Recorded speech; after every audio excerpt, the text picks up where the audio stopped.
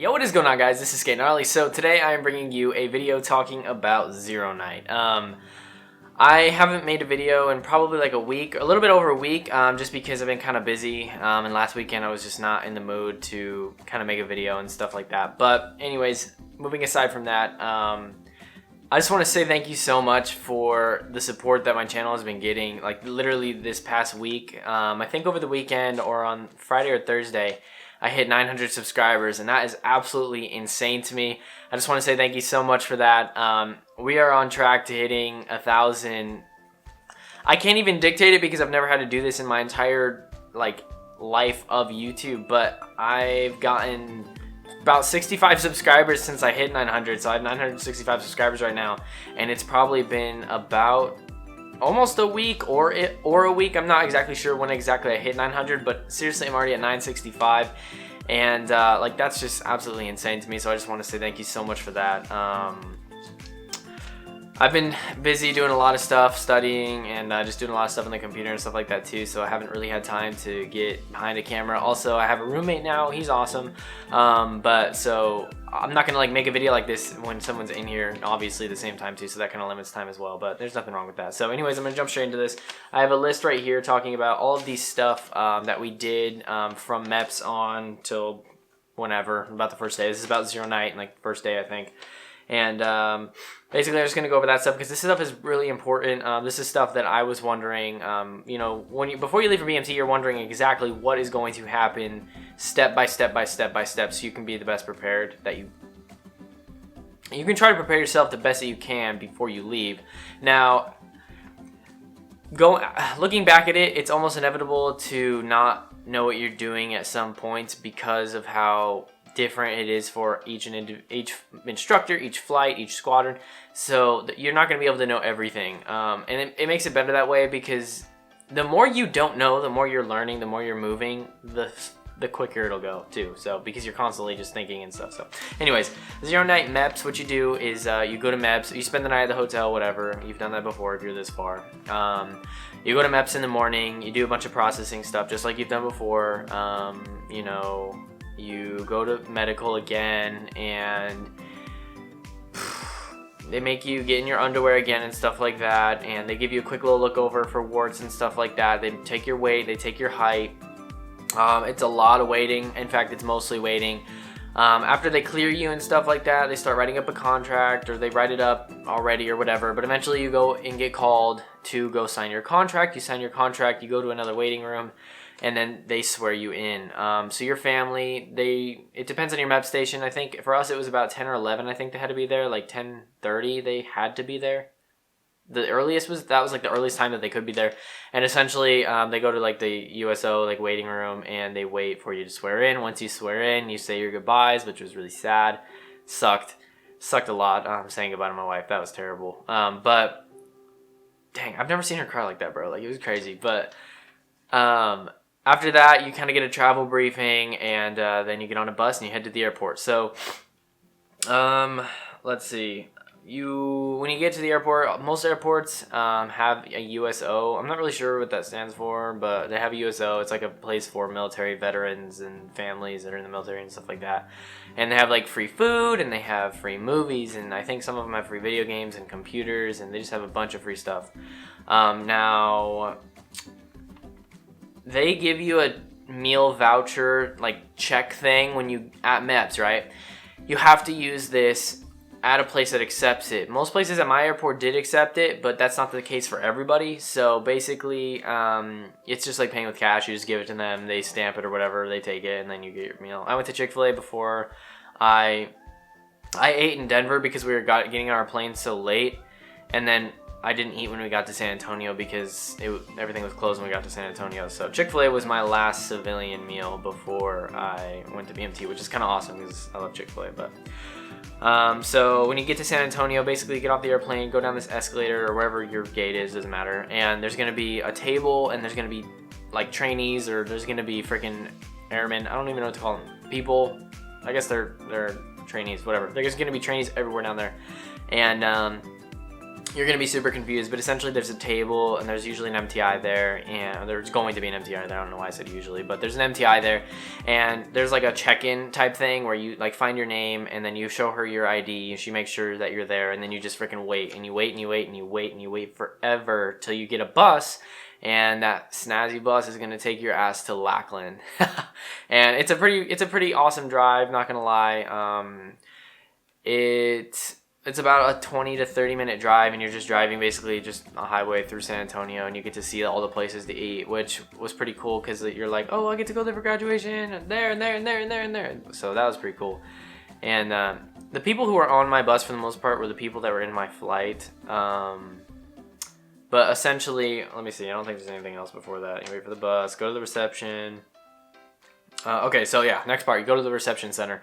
It is called the PRC. It's the Fingston Reception Center. It is like the BMT hub. Essentially, that's where you do retreat. You do the retreat ceremony. It's right next to Disneyland. Those big ass buildings you're gonna see, that is Disneyland. There's 4 huge ass buildings and stuff. Basically, you go into the PRC and you go straight into this room, and that's where you get your freaking backpack. That's where you get this guy right here. Inside your backpack is everything you're gonna need for BMT. I'll try to find a link with everything that's in it and put it in the description. But if I cannot, I'm sorry about that. But basically, there's pretty much everything you need in there. And that's part of like the backpack initiative or whatever they're calling it. They didn't really call it anything for us. They're just like, here's a backpack, wear it. I'm gonna yell at you for 8 weeks. And you're like, okay, and that's what happens. So you go to the Fingston Reception Center, you get your backpack, you get your parka, you make sure everything fits, and then you go wait in a line. Right? No. What? Dang, I'm having trouble remembering. Okay, so you go to the reception center. That's a fact. You go to the reception center. At one point, you're sitting in an auditorium. I think it's when you first get there.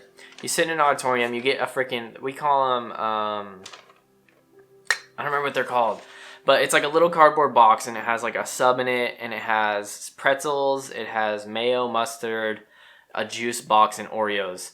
We call them box nasties. That's what they're called, box nasties. They're pretty much frozen boxes that have been around for quite months and months and months, and they thaw them out for you. And they're not bad. I like them. They're whatever. It's food. So you sit there, you eat that. They call your name, and you're like, here. And then you go out, and then you get your backpack, and then you get your parka, and then you're going to go out, and you're going to wait in another long-ass line. Honestly, there's a lot of waiting, and you're just kind of standing there the whole time like, well, what are we doing? And it's going to be pretty late at night, and there's going to be people, and you don't know who's an MTI, you don't know who's an airman. I mean, you can tell by rank if you know rank, but a lot of people don't know rank, and they're just kind of like at attention the whole time, like, you know, so. Basically, you just kind of wait, and you wait, and you wait, and then they're going to be like, all right, and then you're in a line of people, and then you walk out all together and load on a bus, and then they drive you to your squadron, so wherever that is. We drove quite some distance to get to the 322nd, and then, but if you're in the PRC, you're right next to Disneyland, so I don't really think it's too far of a drive if you're going to go to like the 321st or right at 331st and the 323rd, whatever they are, I don't know. But unless you're going to go to the 324th, I don't know where that is. It's by Disneyland though. Let's see, yeah, so that's when you head to your squadron, and then you get off the bus, and you do get yelled at. They don't really do the whole pick it up, put it down, pick it up, put it down. Like, they didn't really do that for us, basically. I'll try to find a picture of this too, but it's kind of hard. There's these underhangs. This is how it is at Alcatraz. It's probably the same thing at Disneyland, but essentially, they freaking rush you off the bus. Like, an MTI got on there, and he's like, all right, get off this bus in like the next 10 seconds. And go line up on the dots or something like that. And basically you all freaking rush out. Boom, boom, boom. And you're all, you know, you have all your shit. You have your backpack in front of you, by the way. You have your backpack here, not behind you here. And, or your civilian bag. You're told, you have your backpack on your back. Sorry if it's loud out there. You have your backpack on your back, and your civilian luggage is right here, right?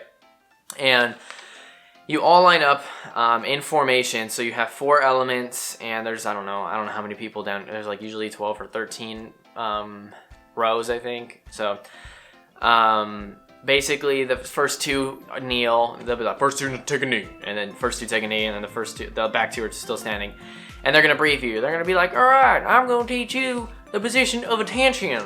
Heels at a 45-degree angle, and your hands cupped and pinned to the seams of your trousers.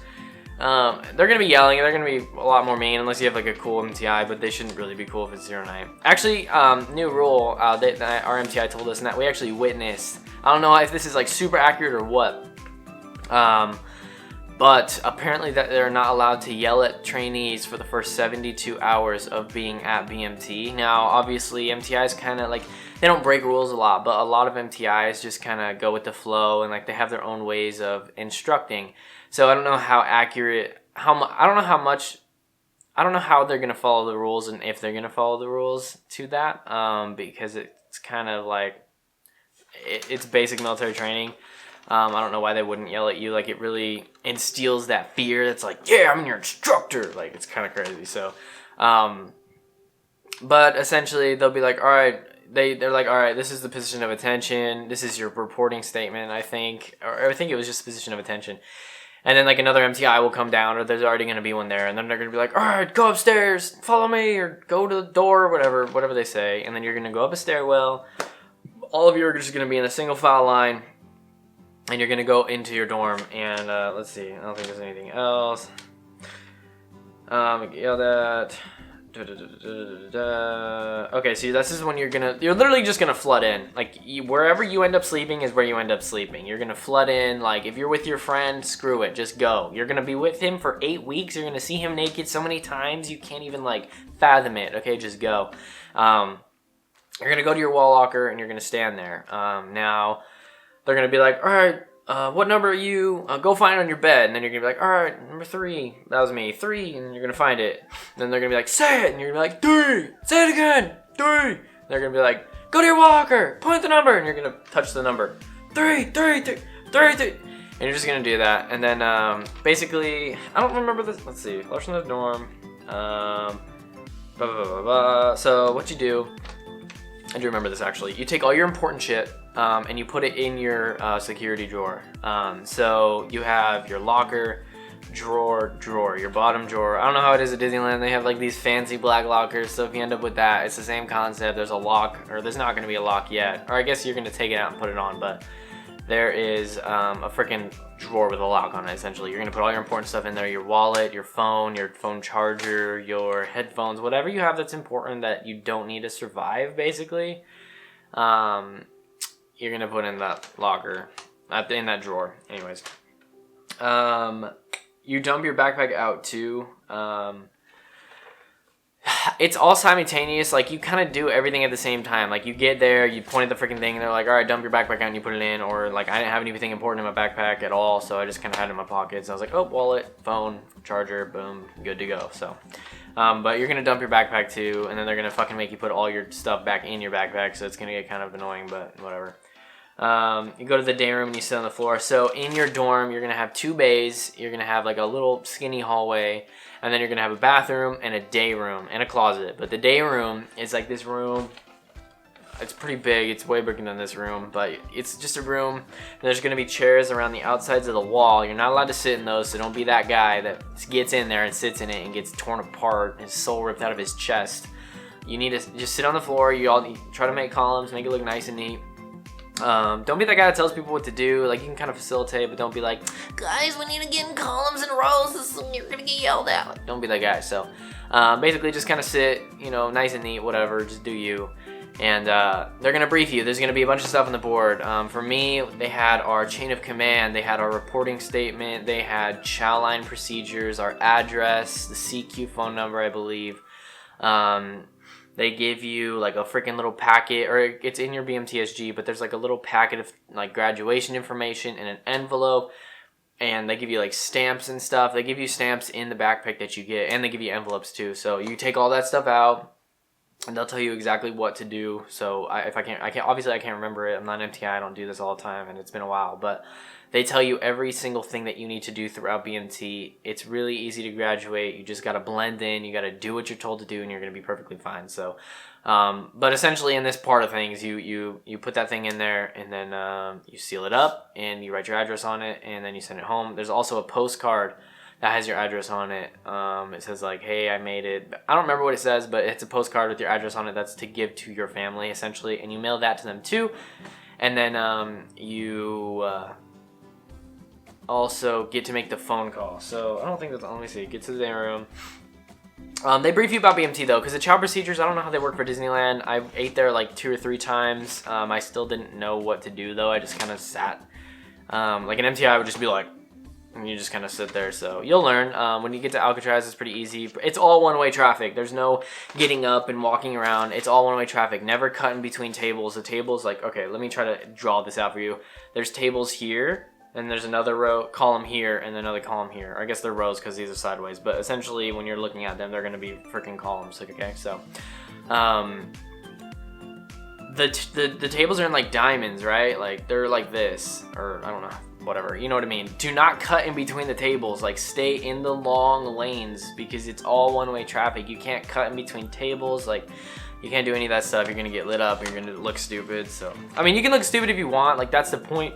Sorry, that's the point in BMT is like to learn and okay, like I did this wrong or you know whatever, but it's about you know just if you really want to blend in and you really just kind of want to get by and get out like I did, like seriously just do what you're supposed to do, lay low, like don't do anything stupid. I did stupid stuff. Like people do stupid stuff at BMT. It's what you do. You have to make do with what you have and have the best time that you have the best time that you can have being in that situation. So you just kind of have to make do with what you got, but don't do anything stupid where you're gonna get caught. It's okay to do things that are stupid because like you're supposed to do that. You're supposed to learn how to be a team and like do you, but like still get the job done. Essentially, that's kind of how I saw it. So, anyways, that's about it though. First letter, yep, that's in your BMTSG. Oh yeah, okay, I'm done with the paper. Basically, after you have the day room briefing, your MTI is going to be like, peace, it's 2:30 in the morning, or 3 or 4. I don't want to be here anymore. I don't like any of you already. So he's going to dip out. There's going to be 2 ECs on shift. Those are your baby flight ECs. They are the ones who are 6-weekers who are watching you. They're not instructors. They are you. They're trainees. Don't give them reporting statements. You're going to look like an idiot. Don't be scared of them. They're not scary. They're going to have M16s, I think. I think we had those 6 week, maybe not. They're just trainees. Like there were so many people on our flight who were like giving them reporting statements. Like, okay, look, you can go to the bathroom in your dorm whenever you want to. You can get up, you can go. You don't need a wingman to go to the bathroom. You can go to the bathroom in your dorm. You don't have to ask permission to go to the bathroom. You can just get up and go. Like you can do pretty much whatever you want. And when there's not an instructor there, you can do whatever you want. You can do whatever you want. If you're out of bed after the lights out and you're doing something you're not supposed to and you get caught, that's on you. But if you're going to the bathroom or something in the middle of the night, you don't need a wingman. Like just go, you're fine. The ECs are there all night long in 2-hour shifts. So like just be aware of that. Like they're not there to hurt you. If you see someone walking around your bay with a flashlight or like a highlighter, because they put highlighters on the end of their flashlights, they're just ECs. Like they're just trainees. They hate their lives right now. Like they don't want to be an EC in the middle of the night for you. Like people do volunteer for baby flight, but at the same time, like they'd rather be in bed. Let's be honest. So besides that though, we went to bed at around 3 or 4 in the morning. It was around like 3:30, and they let us sleep till about anywhere between 7 and 9 o'clock, somewhere in there. And essentially, you wake up. And that's when we made our first phone call. Let me try to cover that really quick. I don't have that much time. But basically, you get your phone out of your locker, and you're going to get literally a sheet with what to say on it. It's going to be like, hi, blank. My address is fucking, I don't even remember what it is. Something, Trooper Street, whatever it is. And then it's going to be like Lackland Air Force Base, Texas. Whatever the zip code is, I have no idea. And then, yeah, you're literally you can call, like I called my wife and I was like, hey, I love you, I'm here, I made it safe, I'm going to tell you my address. And I like literally told to her letter by letter, but the address they gave us was wrong. It was wrong. We didn't get mail for like 2 weeks. Like, maybe, I didn't get mail for 3 weeks, but people actually started getting mail 2 weeks. So anyways, that's basically it for that. Zero night is fun. That is the most information I can get you. Just kind of go with the flow, try to blend in. You can volunteer for stuff if you want to, but if you really want to blend in, I wouldn't recommend it. So anyways, thank you so much for watching. I really hope that you enjoyed this video. Thank you so much for the support on my videos and my channel lately. I really appreciate it. Don't forget to drop a like down below and leave your ship dates and any questions that you may have for me down below as well. I'm going to have some more videos coming out in the near future, so stay tuned for that. Anyways, peace out.